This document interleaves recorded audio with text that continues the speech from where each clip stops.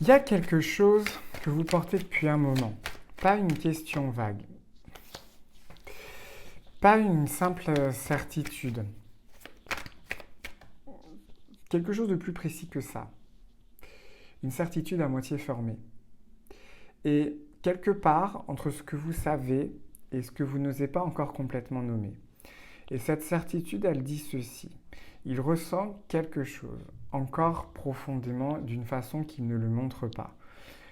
Vous l'avez peut-être pas formulé exactement comme ça, peut-être que vous l'avez mis de côté parce que la logique pousse dans l'autre sens, parce que vous ne voulez pas vous faire d'illusions au final, parce qu'on vous a dit de tourner la page. Mais la perception, elle reste là.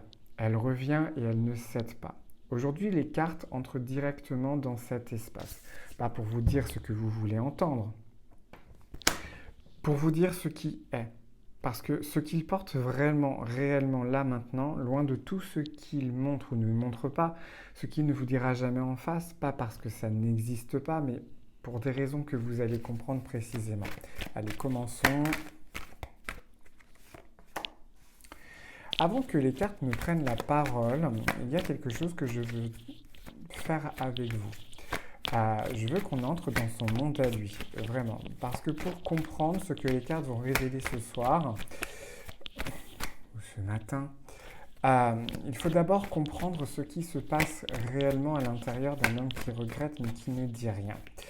Parce que ces deux choses, il y a regretter et se taire. Elles peuvent coexister. Et c'est précisément là que tout se joue.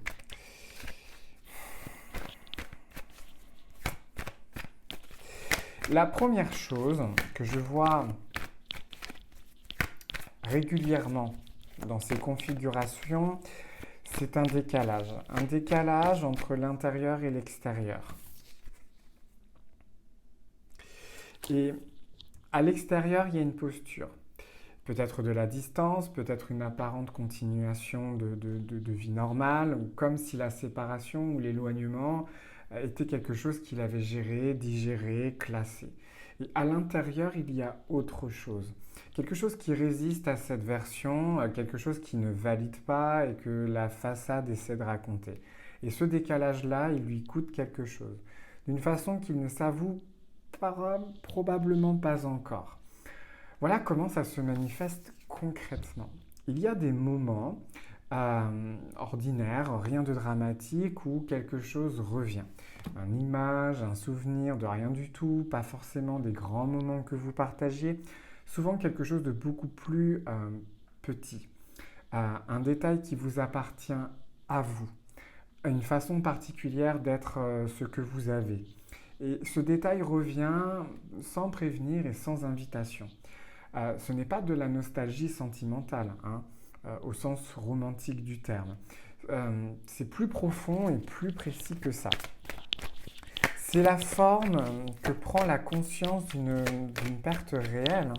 Et cette conscience, quand elle revient régulièrement, elle s'installe avec persistance et elle dit quelque chose de très clair et ce n'est pas passé. Mais en lui, il y a une mesure qui se fait, peut-être sans qu'il en soit pleinement conscient, mais il y a une comparaison entre ce qu'il vit maintenant et ce qu'il y avait avec vous. C'est pas une liste qu'il dresse consciemment un dimanche matin, je dirais que c'est quand même plus subtil. C'est un sentiment diffus, récurrent, qui revient dans des situations précises. Ah bah oui. Oui. Qui revient dans des situations précises, dans une conversation par exemple, qui manque d'une certaine qualité ou dans un silence qui n'a pas la bonne densité. Dans un moment où il recherche instinctivement quelque chose et il ne le trouve pas. Et à chaque fois que cette mesure, elle se fait, il y a quelque chose qui grandit en lui, quelque chose qui est difficile à ignorer. Et ce quelque chose, en fait, commence à avoir un visage. Et c'est ça le plus important parce que c'est invisible. Et il y a quand même une intention qui reste orientée vers votre direction. Et que même à distance, même en silence, ce n'est pas nécessairement quelque chose d'actif, de volontaire, mais quelque chose qui reste tourné vers vous, voyez. Euh, c'est un peu comme une antenne qu'on ne peut pas éteindre complètement, et vous, vous le sentez. C'est précisément pour ça que vous êtes en train de regarder cette guidance. Ce que les cartes, elles vont faire là, c'est d'aller où lui, il ne va pas, parce qu'il n'y va pas. Il ne veut pas y aller. Et dans cet espace intérieur qu'il ne traverse pas et qu'il ne vous montre pas, et qu'il ne comprend peut-être même pas forcément lui-même encore complètement. Allez, qu'est-ce qu'il porte vraiment par rapport à vous en ce moment?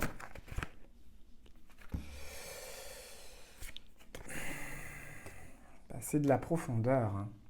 C'est de la profondeur, et quand je dis profondeur, c'est...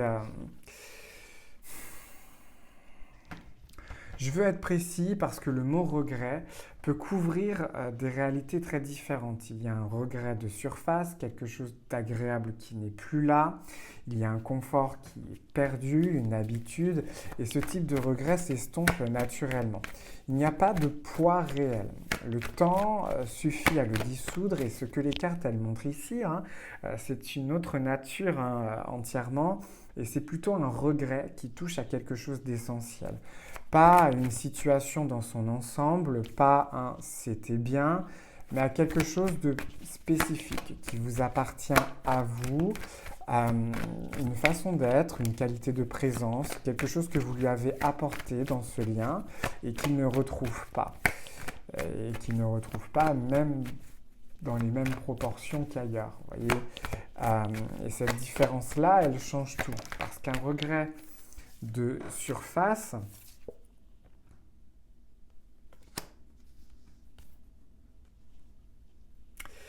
il se règle avec du temps et un peu de distraction. Mais un regret qui touche à quelque chose d'essentiel, il reste. Et même dans certains cas, il grandit. Parce que l'essentiel ne se remplace pas facilement. Et plus le temps passe, plus cette évidence-là, elle s'impose doucement, de manière irréfutable. Et les cartes précisent, suivant leur configuration, quelque chose d'autre.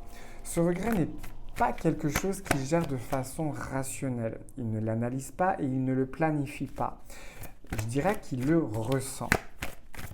Et dans des moments précis, dans des instants qui le prennent par surprise, et c'est précisément ça qui lui échappe, hein, il ne sait pas tout à fait encore quoi faire de ce qu'il ressent. Hein.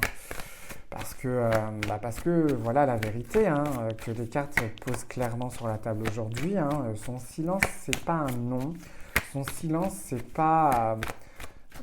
c'est plutôt comment, je sais pas faire comment. Et il faut que vous entendiez effectivement la nuance, hein, parce qu'elle est fondamentale. Et elle change la lecture de ce que vous faites de cette situation au final. Un homme ou tout du moins un masculin, une énergie masculine, qui a réellement tourné la page, a un silence différent. Il est léger, il est flottant, il n'y a pas de texture particulière, et il y a l'autre silence. Celui que vous percevez chez lui, qui vous a amené ici aujourd'hui, celui-là, il est dense.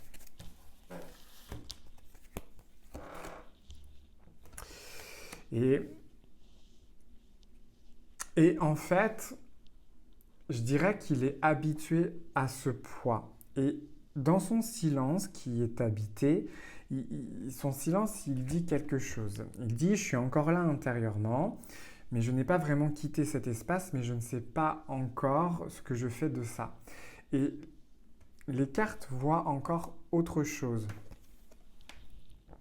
Parce que ce regret, en fait, il vit. Et il vit dans un espace intérieur qui est extrêmement protégé. Il n'y a pas de sortie naturelle. Et ce n'est pas quelque chose qu'il va exprimer spontanément, qu'il va revenir vous dire dans un message ou dans un grand geste visible. C'est pas ça que les cartes voient se préparer maintenant.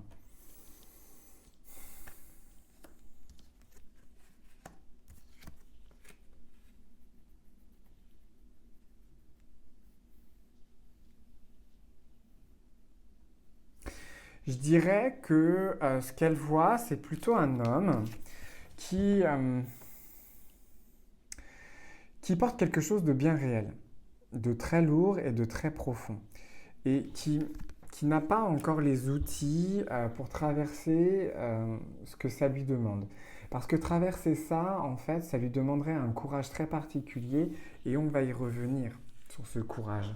Parce que ce qu'il ne dit malheureusement pas, c'est là où je veux répondre en fait à cette question, euh, parce que comprendre le mécanisme exact de son silence va vous libérer de l'interprétation la plus douloureuse, celle qui dit que ce silence signifie une indifférence et une absence de sentiment. Ce n'est pas du tout ça. Ce que j'appellerais une sorte de... cette personne-là a une sorte de dette intérieure. Quand quelqu'un a créé de la distance, il a pris une décision dont il ressent maintenant le poids. Et il y a quelque chose qu'il ressent, qu'il a fait, qui a blessé. Et cette blessure crée une dette dans cette personne-là. Et cette dette, il imagine que vous la ressentez aussi, peut-être avec de la blessure ou peut-être avec de la colère. Alors l'idée de s'avancer, en fait, de montrer de la vulnérabilité, de dire euh, ne serait-ce que quelque chose de simple sur ce qu'il ressent, ça devient une explosion totale avec l'énergie de l'impérateur, tu vois. Et, et, et il ne sait pas, en fait, si vous allez l'accueillir. Il ne sait pas ce que vous en ferez. Et cette incertitude-là, elle est paralysante. Alors, il reste où il est, avec son regret et dans une sécurité inconfortable, clairement. Mais ça, c'est ce que j'appelle de la cohérence forcée. Il y a peut-être Cette personne-là a peut-être pris des positions, présenté des choses d'une certaine façon à lui-même ou à des personnes autour de lui. Il s'est raconté une version quand même, hein, voilà. Et revenir en arrière, bah, c'est contredire cette version. Vous voyez, c'est admettre de ce qu'il avait fait, de ce qu'il avait présenté comme une décision solide, reposait sur quelque chose au final qui était beaucoup plus fragile. Et ça, pour quelqu'un qui tient à son image, hein, quand même, et à son image vis-à-vis des autres, c'est un obstacle réel. Désolé, même s'il est invisible de l'extérieur, c'est un obstacle réel. Parce que ce qu'elle va modifier, en fait, c'est sa façon dont vous lisez cette situation. Et en gros, ce masculin, il attend un signal, pas de façon consciente, mais avec un plan formulé. Il y a quelque chose en lui qui cherche une ouverture. Et dans un contexte dans lequel avancer serait possible sans le risque maximal, il y a quand même une façon de se remettre en mouvement sans s'exposer complètement, tu vois. Ce signal, vous avez peut-être un rôle à jouer là-dedans, mais pas de façon dont on l'entend souvent. Allez, qu'est-ce qui est en train de se mettre en mouvement dans cette situation en ce moment ?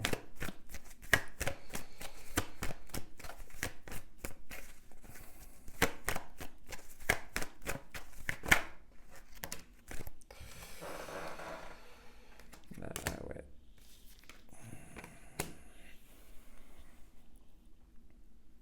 Bah,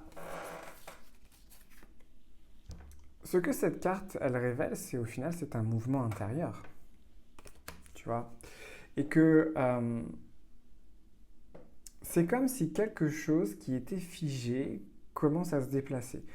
Et en fait, ce mouvement vient de son côté. Je vais être précis sur ce que ça signifie parce que les cartes, elles le sont au final.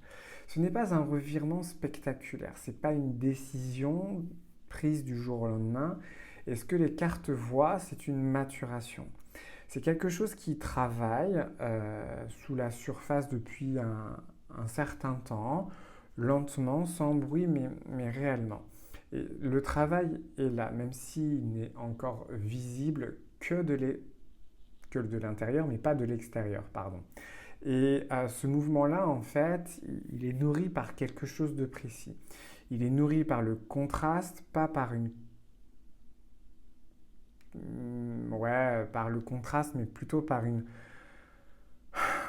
Comment vous dire ça?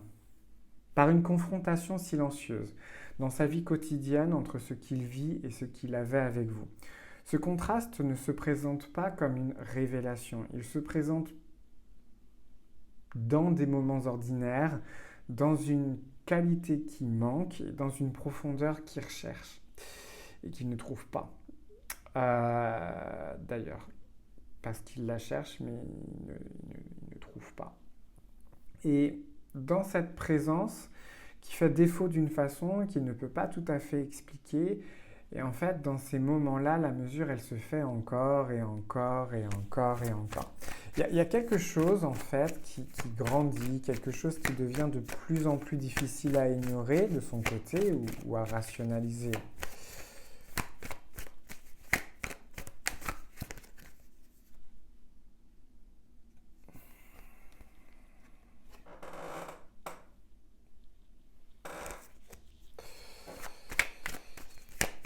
Il y a une fenêtre.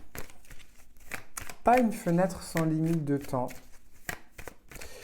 Pas quelque chose qui restera ouvert définiment, hein, mais une fenêtre qui est réelle et active là maintenant. Ça peut être une période dans laquelle quelque chose est possible d'une certaine façon et qui ne sera peut-être plus possible dans plusieurs mois, vous voyez. Et vous êtes dans cette fenêtre en ce moment. Mais bon, allez, cette fenêtre.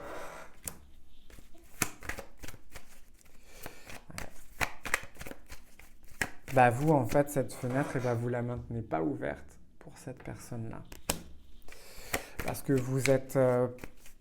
Enfin, vous la maintenez pas ouverte en étant disponible au final en permanence. Et en orientant toute votre énergie vers cette situation et en restant dans l'attente, vous la maintenez ouverte en étant pleinement présent ou présente à vous-même. Et c'est là que la guidance que les cartes veulent vous donner prend vraiment tout son sens. Parce qu'une lecture qui s'arrête à « il regrette, tenez bon », c'est pas une guidance, ça c'est une consolation. Vous méritez quelque chose de plus concret que ça. Objectivement. Et c'est clair. Allez, qu'est-ce qu'on a besoin de savoir en plus ?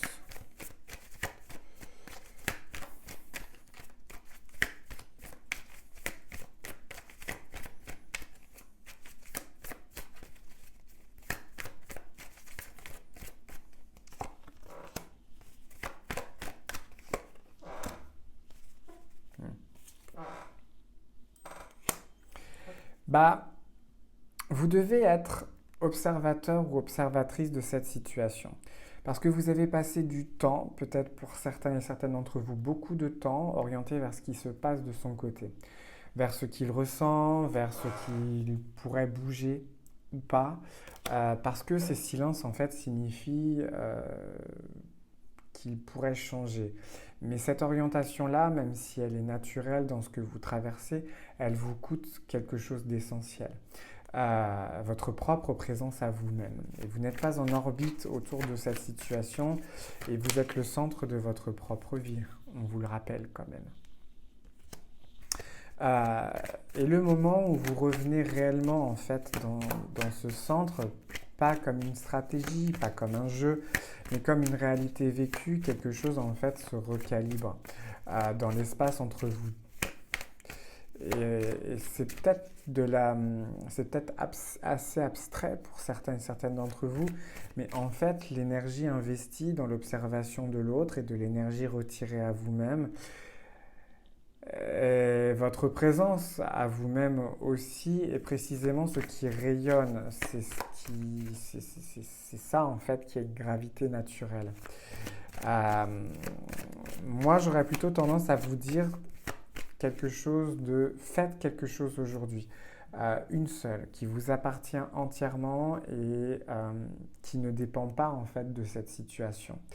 Pas une réponse à ce que vous traversez, hein, pas quelque chose pour occuper l'espace, qu'on se le dise clairement. Mais j'aurais plutôt tendance à vous dire quelque chose qui vous nourrit intrinsèquement. Ce geste-là, en fait, même s'il est petit, même s'il est discret, c'est quand même un acte. Et c'est un acte très important pour vous. Cet acte, en fait, qui dit quelque chose en vous, que vous existez, je dirais, de manière indépendante à cette situation. Et c'est parce que cet endroit-là que quelque chose de nouveau peut émerger, et pas seulement par rapport à lui, mais dans votre vie entière. C'est peut-être un autre élément qui est délicat pour certains et certaines d'entre vous, mais c'est pourtant important de vous le rappeler. C'est faites confiance aussi à ce que vous percevez, pas à ce que vous imaginez, pas à ce que vous imaginez, mais plutôt à ce que vous projetez et à ce que vous percevez vraiment. C'était la guidance que j'avais à vous faire pour aujourd'hui. Je vous souhaite à tous une bonne journée. Pour les prises de rendez-vous, c'est sur gerotube100@gmail.com ou alors du coup tu peux réserver ton rendez-vous en lien, dans le lien qui est dans la description. Je vous souhaite à tous une bonne journée. Faites attention aux faux comptes. Et puis je vous dis à demain. Salut!